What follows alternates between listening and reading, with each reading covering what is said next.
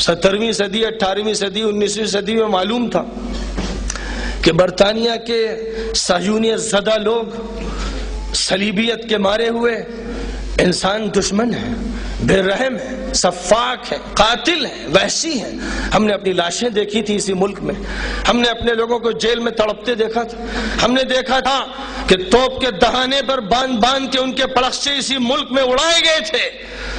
تو ہمارے پاس یہ پوری تاریخ ہمیں معلوم ہے کہ امریکہ کے ریڈ انڈینز کو لاکھوں کی تعداد میں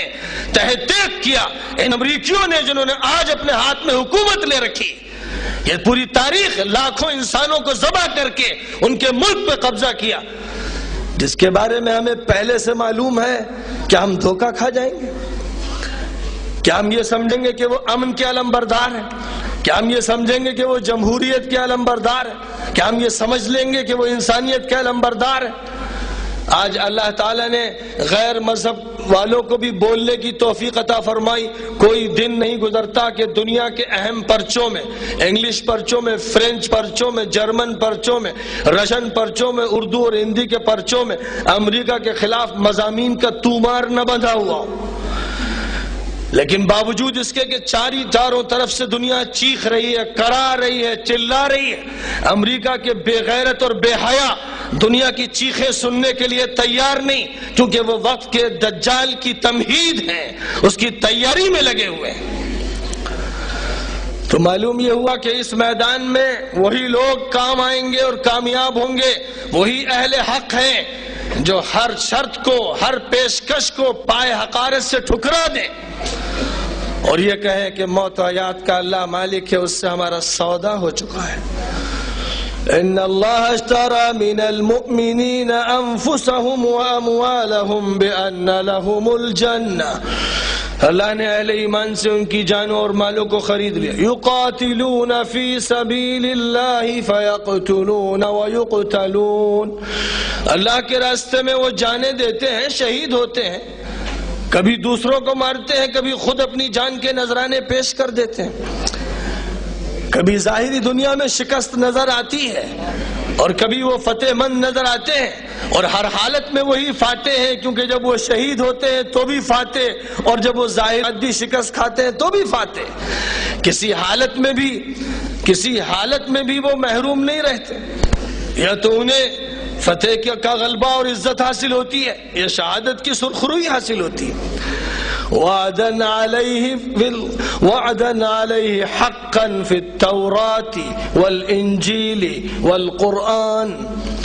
فرمایا کہ یہ اللہ کا وہ معاہدہ ہے، وہ وعدہ ہے جو تورات میں بھی لکھا ہوا ہے، انجیل میں بھی درج ہے، قرآن میں بھی لکھا گیا ہے۔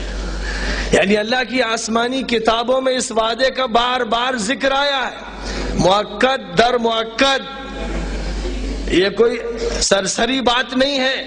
یہ بہت سے احکام میں سے ایک حکم نہیں ہے، یہ وہ حکم ہے جو صحف اولیٰ میں بھی چلا آ رہا ہے، پہلے صحیفوں میں بھی جس کا تذکرہ ہے، اور قرآن نے اس کو مزید مؤکد کر دیا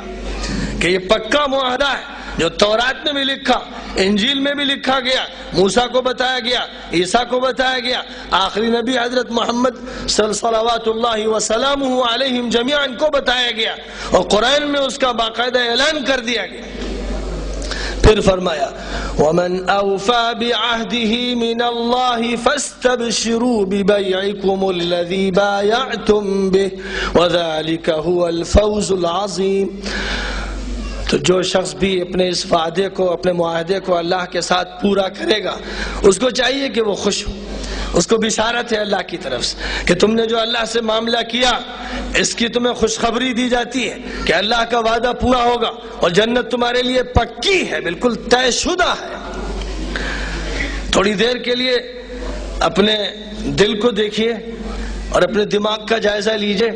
اور یہ دیکھیے کہ یہ معاہدہ اس میں موجود ہے کہ نہیں۔ اگر آپ دیکھ رہے ہیں کہ یہ معاہدہ موجود ہے اور اگر اس میں کچھ کمی تھی تو ابھی معاہدہ کر لیجئے کہ اے اللہ ہم تجھ سے معاہدہ کرتے ہیں کہ مال تیرا، جان تیری، اور تیری خاطر جان بھی قربان کریں گے اور مال بھی دیں گے اور اپنے کو تیری خاطر تج دیں گے۔ آپ یہ بات اپنے دل میں ایک سیکنڈ کے لیے طے کیجئے اور مستقبل کا فیصلہ کیجئے، یقینی طور پر، قطعی طور پر قسم کھا کر کہتا ہوں کہ آپ سب جنتی ہیں۔